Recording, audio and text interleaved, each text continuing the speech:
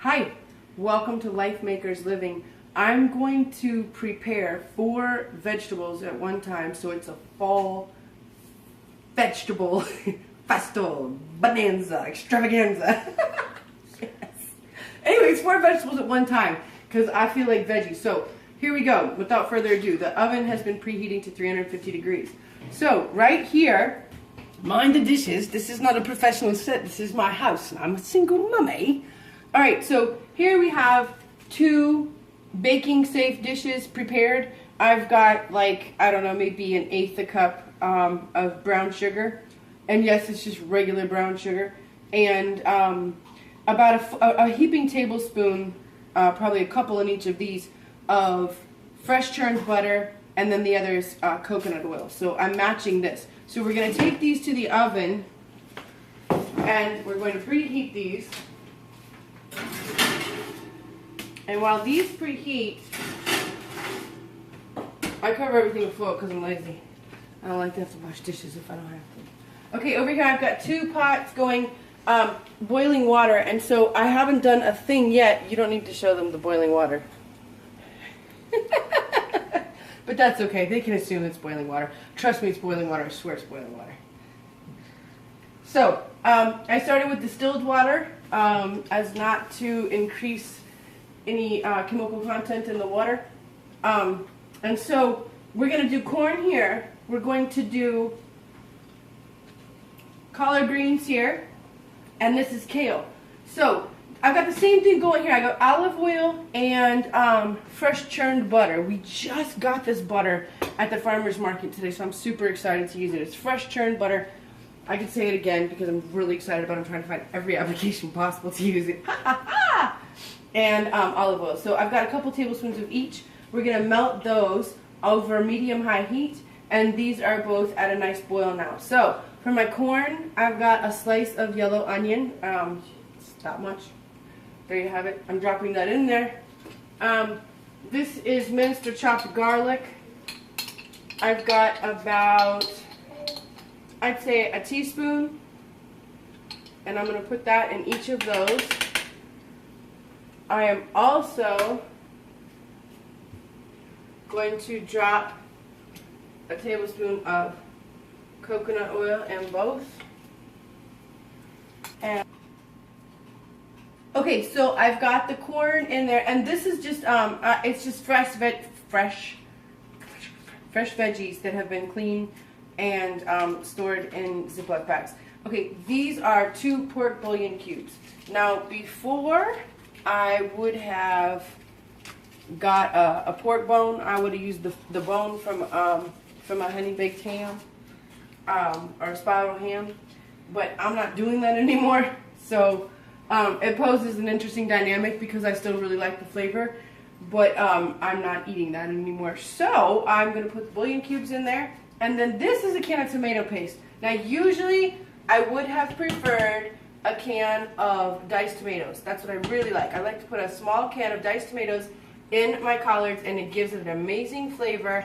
However, I did not have that, but I still desired the flavor that this is going to get. So those of you that haven't done this before, as your water boils and you put that in there, you just continue to poke those down and stir those in because they wilt as they cook.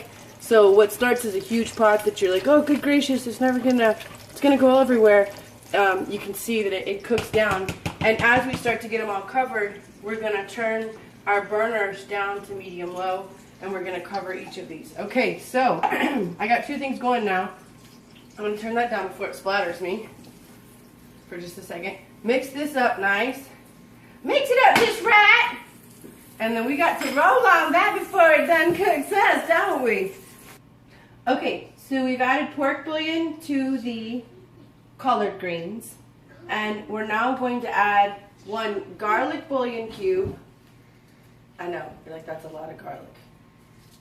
And 1 cilantro bouillon cube to the corn. Okay, and then this is nice and hot here. Turn it back up. And then one other thing, a splash of apple cider vinegar for collard greens.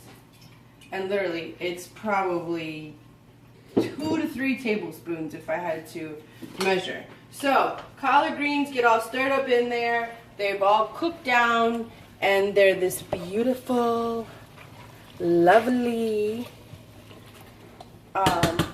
concoction.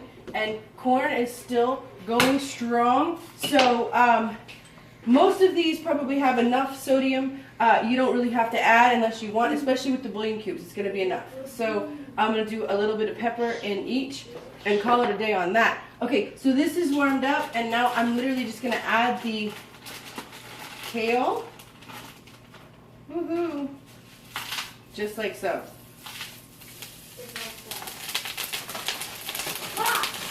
I'm going to back up a little.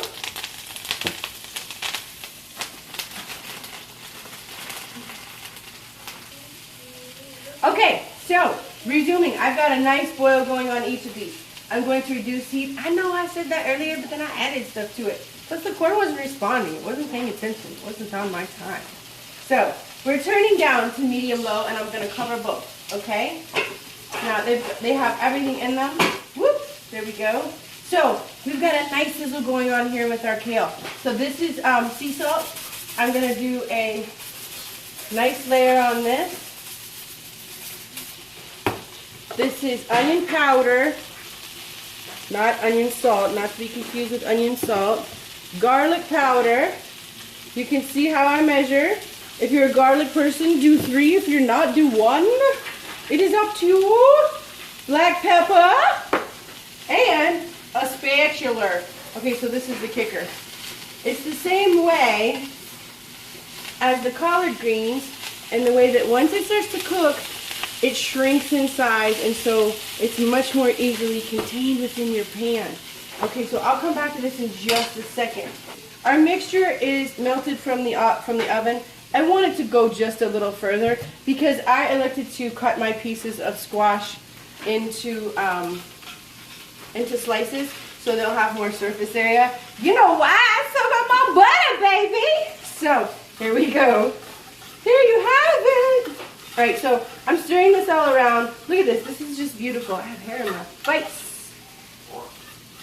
Look at that. Look at that. Rip my foil. Looks like I'm washing dishes. Okay, so I'm just going to coat these in here. I'm going to lay these in here. And I will bake these at 350 for 20 to 30 minutes. Usually about 30, probably 20 today since they're in slices. So, and I could even, if I really wanted to, I could do them like this and then flip them so that they're thoroughly delicioso, covered in fabulousness. Look at that. Look at that. All right, so I'm gonna put these in the oven and we will resume. Okay, so welcome back. Here are our collards that are looking really nice. And the thing is, I'm just going to turn those down to low. And I'm going to cook those for probably the next, I'd say 2 to 3 hours at least. Yeah, I'd say 2 hours. 2 to 3 hours, yeah. Okay, and this is the kale. It's cooked down to a very small amount. As you can see, the bottom layer got really crispy. We like it like that. So that's how we do our kale. And then here, I have 2 bowls prepared, and I have drained our corn. So what I'm going to do is I put about, gosh, what is that, 2.5, probably 3 tablespoons of butter in this one. These are diced green chilies, and that is, you see, these are heaping tablespoons. There you go, there's 2 of those. Again, this is according to preference. You know what I mean? Like, if you don't like foods very zippy, if you want it more bland, then don't use that much. These are diced tomatoes. They're chili flavored diced tomatoes, okay? So I'm going to put half the can in there for now. I can always add more. It'll depend on how much corn I have when I divvy this up. So I'm going to put half of this in one thing and half of this in the other. And the reason I'm doing this is I'm showing you a way to make fun kids food and then still make food that's going to be really versatile for you for food prep. And taste delicious. So, okay, so on this one, this is cumin. Woohoo! It's really happy to see us. All right, and I like a whole lot of that because it's some nice thing. that is probably, I would use a teaspoon. Well, there again, it's going to depend on how much corn you have. So you can just, I mean, do the math. Oh my gosh. I'm about the flavor and the nutrition, not about the measurements. I'm learning. Cilantro. I would totally dig some fresh cilantro right here, but I'll go for dried. So a little bit of adobo. Keep in mind that the canned green chilies and tomatoes are going to have a decent amount of sodium and a light dusting of pepper. And I'll do some of this over just because I'm here. There we go for the kids. And a spoon.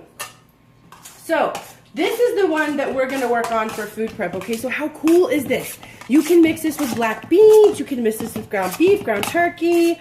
We can put some avocado on the side, and we have a full meal. Ha ha! If you could even, I often just throw in like some grass-fed ground beef and a tablespoon of olive oil on top, and it's absolutely delicious. So let me see. We'll pause real quick and grab our corn. Finished. And I said corn, and I was thinking it's acorn squash. That was what I was thinking. I said corn. But here, we're finished with our acorn squash. That came out of the oven.